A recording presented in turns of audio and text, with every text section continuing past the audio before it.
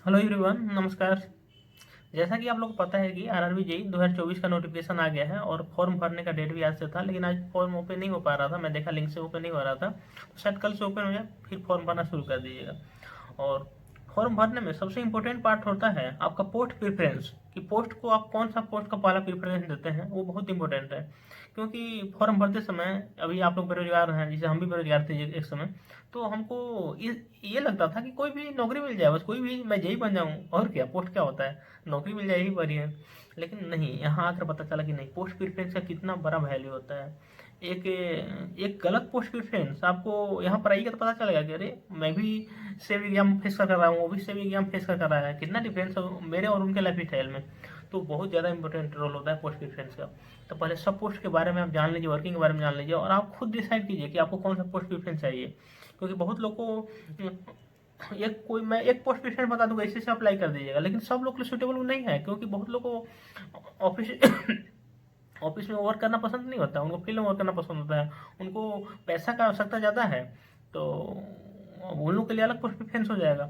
जो balance life style चाहते हैं, जो चाहते हैं कि पढ़ाई के साथ साथ पढ़ाई करने का और समय मिले, आगे का तैयारी करने का समय मिले, तो उनके लिए अलग पोस्ट प्रेफरेंस हो जाएगा। इसीलिए मैं एक ऐसा नहीं बताऊंगा कि ऐसे ऐसे आप 1 2 3 4 5 डाल दीजिए, मैं सब पोस्ट के बारे में आपको बता दूंगा, और आप डिसाइड अपने आप से कीजिएगा कि हमको कौन सा पोस्ट प्रेफरेंस मेरे लिए सही रहेगा। क्योंकि होता है ना कि बहुत लोग को ऑफिस वर्क पसंद ही नहीं है, लाइन में वर्क करना पसंद है। बहुत लोग होता है कि पैसा का भी ज़्यादा रिक्वायरमेंट है, तो उनके लिए दूसरा पोस्ट सही रहेगा। जिनके लिए आराम आराम ज़्यादा चाहिए, उनके लिए दूसरा पोस्ट सही रहेगा। पहले पोस्ट के बारे में जान लीजिए, फिर आप लोग खुद डिसाइड कीजिएगा कि आप लोगों को कौन पोस्ट करना सही रहेगा। मैं जो बता रहा हूँ मैकेनिकल और इलेक्ट्रिकल दोनों के लिए, क्योंकि रेलवे में आपको पता होगा कि मैकेनिकल और इलेक्ट्रिकल डिपार्टमेंट कॉमन डिपार्टमेंट होता है। इलेक्ट्रिकल में थोड़ा सा डिफरेंस होता है कि इलेक्ट्रिकल वाला सिग्नल को भी अप्लाई कर सकता है, मैकेनिकल वाला सिग्नल में नहीं आ सकता है, और सब कुछ सेम रहता है। चलिए पोस्ट के बारे में आते हैं। पहला बात, मैं अपने बारे में बताता हूँ, इसे बहुत लोग जानते ही होंगे। मैं जूनियर इंजीनियर रेलवे में हूँ, और डिजाइन ड्राइंग एस्टिमेशन मेरा डिपार्टमेंट है, electrical design drawing and estimation. तो ये रहा मेरे बारे में। और अब पोस्ट के बारे में आप लोग से बात करता हूँ।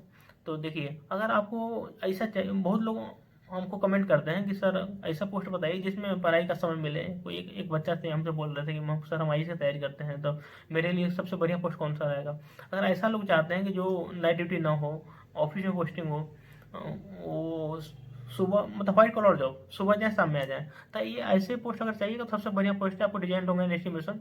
और डिजाइन डोंगन एस्टिमेशन मैकेनिकल में भी होता है, और इलेक्ट्रिकल में भी होता है, सिविल में भी होता है, तीनों में होता है।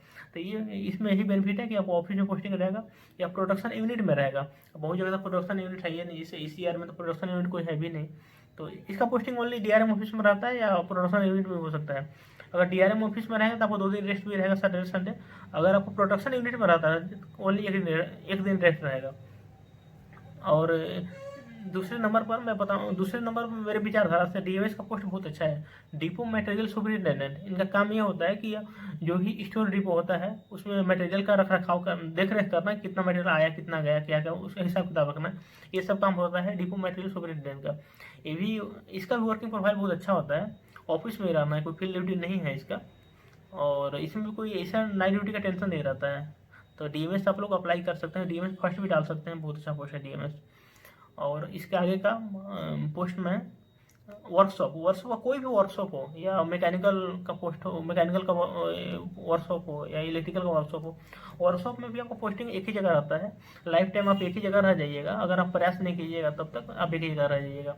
तो वर्कशॉप भी बहुत अच्छा पोस्ट होता है, उसमें आपको सैलरी भी थोड़ा अच्छा मिलता है, क्योंकि इंसेंटिव थोड़ा मिलता है, अगर आप जैसे काम करवाइएगा उसके अनुसार अनुसार इंसेंटिव भी मिलता है। तो वर्कशॉप भी देख सकते हैं आप लोग। और उसके बाद देखिए है टीआरएस।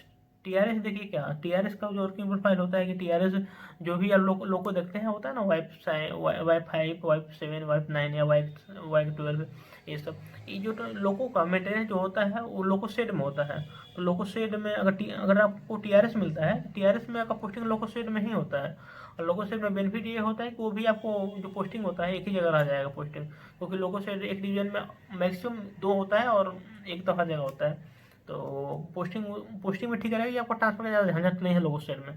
तो लोगो शेड थोड़ा बढ़िया है, और इसमें प्रमोशन भी अच्छा खासा होता है। उसके बाद आता है जनरल सर्विसेज। जनरल सर्विसेज का नॉर्मल काम जो होता है, ये सब जो बिजली बिजली पंखा, जो भी क्वार्टर रेलवे क्वार्टर हो गया, रेलवे ऑफिसेस हो गया, रेलवे हॉस्पिटल हो गया, स्टेशन एरिया हो गया, जो भी इलेक्ट्रिकल का सामान हो उस सबको मेंटेनेंस करना होता है। तो इसमें थोड़ा इसका भी वर्किंग प्रोफाइल बहुत अच्छा होता है, लेकिन 24/7 इसका भी वर्किंग जॉब है। और इसमें थोड़ा प्रमोशन स्लो होता है जनरल सर्विसेज में। और अगर आपको पैसा वाला जॉब चाहिए कि हम पैसा अच्छा, जिससे जॉब में पैसा अच्छा मिल पाए, टीए मिल पाए, तो उसके लिए टीआरडी और ट्रैक मशीन ये दोनों बेस्ट है।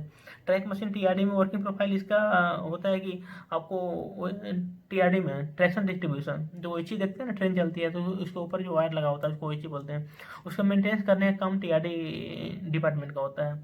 टीआरडी डिपार्टमेंट का वर्किंग प्रोफाइल हेक्टिक होता है, क्योंकि क्योंकि आपका पोस्टिंग कहीं भी किया जा सकता है, किसी भी डिपो में किया जा सकता है। मतलब हर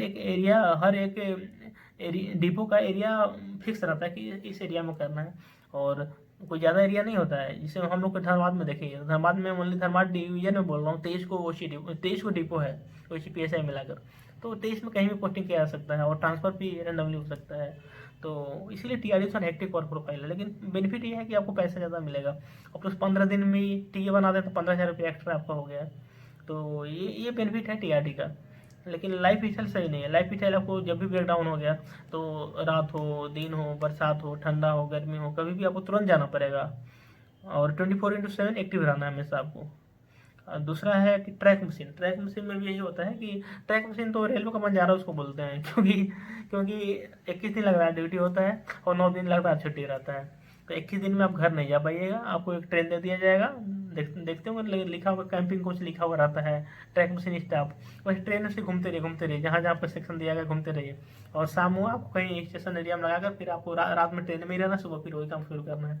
मतलब बंजारा वाला लाइफ चाहिए आप लोग को तो ट्रैक मशीन में जाइए, लेकिन 9 दिन छुट्टी रहता है, 9 दिन में घर जाइए, घूमिए, कुछ भी करिए। ट्रैक मशीन में भी बेनिफिट ये होता है कि प्रमोशन थोड़ा फास्ट होता है, क्योंकि उसमें उसमें सैंक्शन एक्सटेंड बहुत होता है। और टीए तो कन्फर्म है, आपको अप्रोक्स 15 से 20 हज़ार रुपये हर महीने एक्स्ट्रा मिलेगा आपको उसमें। इसके अलावा भी बहुत सारा पोस्ट होता है, जैसे R&D में बहुत पोस्ट है। तो R&D जो रिसर्च एंड डेवलपमेंट है, उसका पोस्ट बहुत ही रेयरली होता है। जैसे उसका पोस्ट मतलब RDSO में मिलेगा, तो RDSO में अगर जाना है तो उसके लिए आपको RRB गोरखपुर ही अप्लाई करना पड़ेगा। तो वो बात अलग है। उसमें भी जो भी R&D का जो भी पोस्ट है, कैरिज वैगन हो, कोई भी पोस्ट R&D का हो, वो सब ऑफिशियल पोस्ट ही होगा, क्योंकि RDSO में काम कुछ कोई मेंटेनेंस का काम नहीं होता है। उसमें नए नए चीज़ों पर, नए नए जो भी फेलियर होता है उस पर रिसर्च होता है, एनालिसिस होता है, तो वो सब आपको ऑफिशियल पोस्ट में हो जाएगा। तो मैक्सिमम पोस्ट यही सब होता है। और मैकेनिकल में इतना ही पोस्ट होता है, कि आपको कैरिज वैगन हो गया, डीजल मैकेनिकल हो गया, मैकेनिकल पावर हो गया। मैकेनिकल पावर का भी वही वर्किंग शेड्यूल रहता है कि हमेशा एक्टिव रहना है आपको, क्योंकि जो क्रेन होता है ना, जो कहीं कहीं ब्रेक डाउन हो गया, कुछ दुर्घटना होगा, तो क्रेन रेलवे का पहुंचता है, तो उसमें भी आपको हमेशा एक्टिव रहना पड़ेगा। हमेशा काम नहीं रहेगा आपको, क्योंकि डेली दुर्घटना होता नहीं है, लेकिन एक्टिव आपको हमेशा रहना पड़ेगा। कैरिज वगैरह में भी वही होता है। कैरिज वगैरह में होता है कि जैसे कहीं मेंटेनेंस डिपो है कोई, जैसे पटना में देखिए का है ना, राजेंद्र टर्मिनल, तो उसमें कोच जो भी कोच आता है उसका मेंटेनेंस होता है, साफ सफाई होता है। तो वहाँ भी पोस्टिंग होता है कैरिज वगैरह, जो कैरिज वगैरह रहते हैं। तो जितना भी पोस्ट था जो इलेक्ट्रिकल मैकेनिकल का है, उसके बारे में मैं बता दिया। और आप आपके ऊपर पूरा डिपेंड करता है कि आपको कैसा वर्किंग स्टाइल पसंद है, उसके अनुसार आप अपने पोस्ट का सिलेक्शन कीजिएगा। और भी कोई डाउट होगा तो ज़रूर कमेंट कीजिएगा, मैं ऐसे ही वीडियो बनाता रहूँगा। धन्यवाद।